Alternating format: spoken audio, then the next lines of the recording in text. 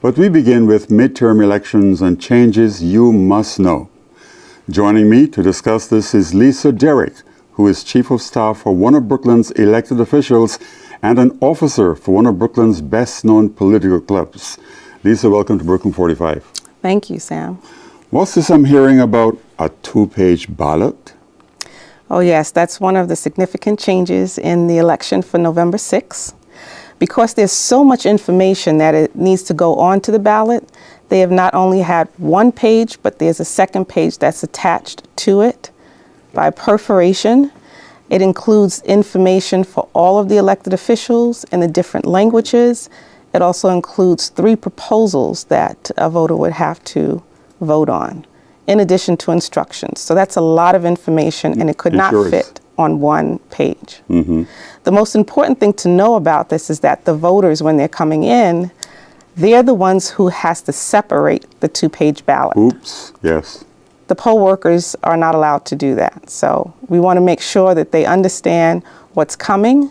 They're prepared to do that, and they go to the scanners, insert those one at a time to avoid any jams and to allow their votes to count properly.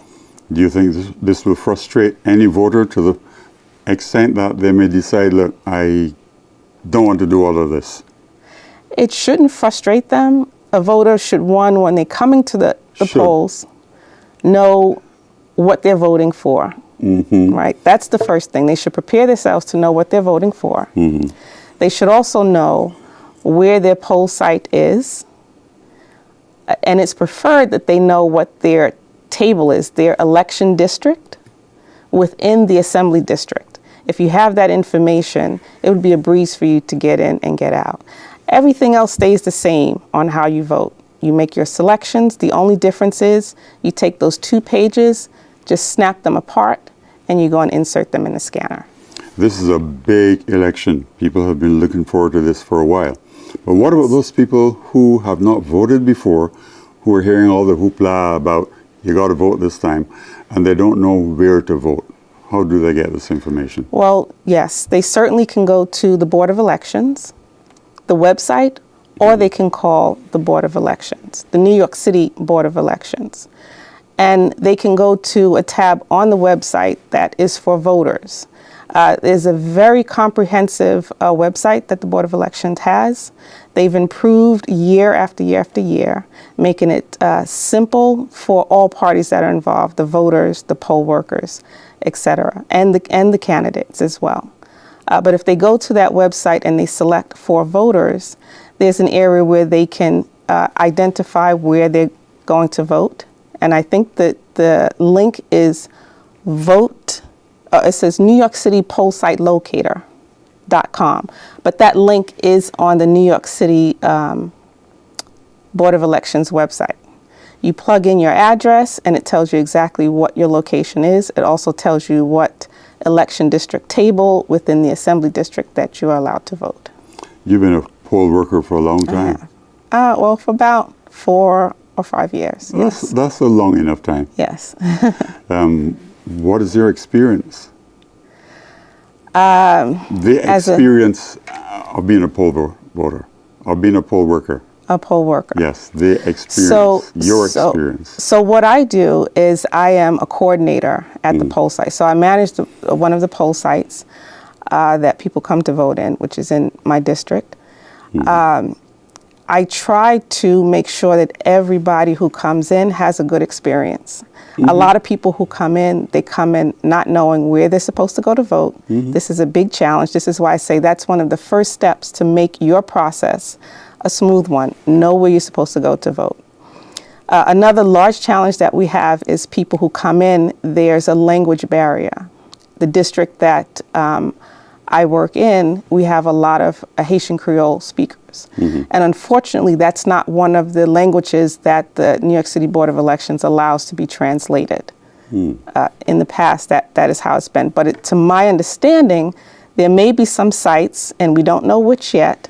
There's a program that the mayor has out, and I'm not sure if it's a permanent program or it's a test program, but there will be some people out that will be assisting in translating certain languages, in particular Russian and Haitian Creole. That will alleviate a lot of the problems that I experience at my poll site. And it's really unfortunate because we as poll workers cannot do the translation for them because it's not one of the legal languages that they're allowed to translate. So you have people who accompany those who do not speak English, or are there people there waiting to help them with the translation? For the program that the mayor has? Yes. That you're referring to? There are volunteers, I suppose, who will be around that will assist them. So if there's anyone in the poll site that is interested in getting assistance with being translated, they will just come and assist them, to my knowledge. This is new. It has not happened before, so Okay. we're looking forward to that. Yeah. I'm sure you are. Hopefully our sites is one of the sites that they select. Yeah. Okay, and well, I'm not going to ask you where your site is. Yes. You said that there are other changes as well. When we started talking about the two-page ballot, you said this is just one of many other changes. Well, let's see. What other changes do they have? The proposals. There are 3 proposals I mentioned earlier. This is something that a lot of voters will miss. So it's very important that they know to flip the page over, the 2 pages over. Most people will come in, they want to go and just vote for those top 3 positions, which, by the way, we have for federal elected, we have the U.S. senators, we have the U.S. representatives, and then on the state level, we have the state senators, the state assembly members, we have the council members, we have the governor, we have the comptroller as well. What is the word on the street about the number of people who will be voting this time? Do you think there will be a large turnout? Is that what you're hearing? I've heard that there will be a lot more turning out, and I hope that's the case. I always look forward to seeing that line extend. Not that I want to see people wait, but I'm always elated when I see people come out to vote. Okay. That's what we look forward to, for people coming out to vote. We don't like a quiet day. No, I'm sure you don't. Yes. And for those people who are going to be voting for the first time, and we hope that there'll be many voting for the first time, talk about the times, the start time and the closing time. 6 o'clock is when the poll site's open. You have to be in line by 9 p.m.